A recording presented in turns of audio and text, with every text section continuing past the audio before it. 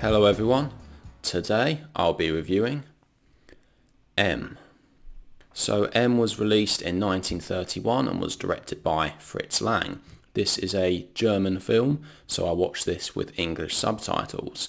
So this film is set in Berlin, and recently in Berlin some children have gone missing, and the authorities believe that there is a serial killer on the loose in the city who is killing children.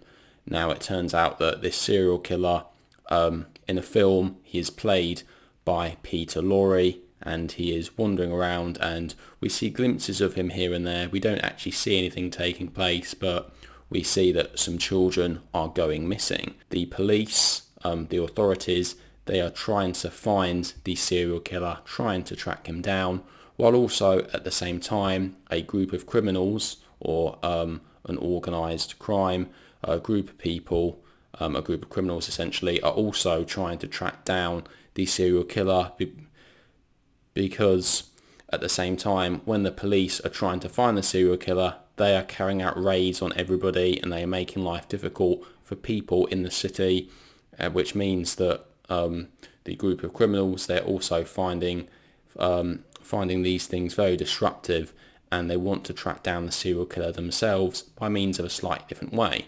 So throughout this film we are seeing both the group of criminals and the authorities trying to track down this serial killer played by Peter Lorre. And this makes things really interesting in this film because they approach it from different angles. The group of criminals, they get the help of the homeless people to keep track of suspicious people in town, whereas the police, what they do is they find out where the serial killer lives and they look for clues which might involve a wooden table and a red pencil and things like that. I won't really say much more, but we see things from different angles about how this serial killer on the loose is affecting everybody in this city. So as I said, Peter Lorre is in this film. Peter Lorre actually started off in German films in the 20s and 30s, and he later went on to be in some big American films like Casablanca and The Maltese Falcon.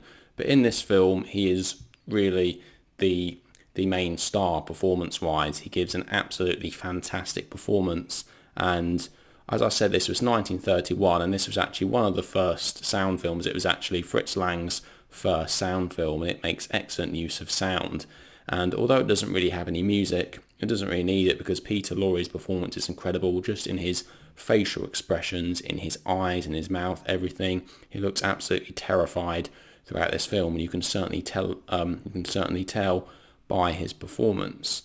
This film also does excellent use of the whistling, because Peter Lorre's character, he whistles in the Hall of the Mountain King throughout this film, and when we hear the whistling, we know that he is lurking around the corner, or he is in the background searching for his next victim. And this use of the whistling, it's all used very effectively in this film by Fritz Lang's direction.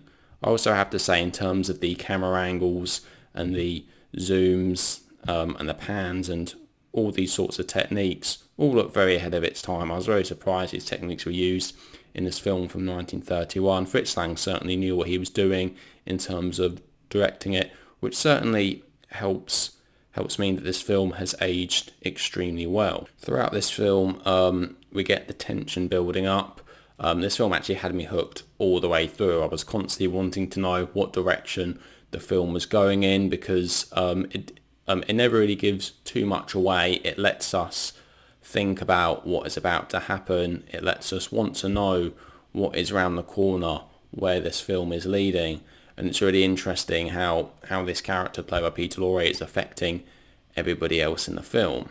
And this is actually one of the first foreign language films that I've watched. I've seen quite a few others, but not too many, if I'm honest. And watching a film like this makes me want to watch more foreign language films, because although at first it might take a bit of getting used to with the subtitles, I definitely prefer it to something like the title cards that they have in the silent films, because although I don't speak German, you can still hear the emotion in the characters' voices at the same time of reading the subtitles, which really gives you the force of what they're trying to say, and more importantly, how they're trying to say it. sometimes you can really get the gist of what they're saying even without the subtitles.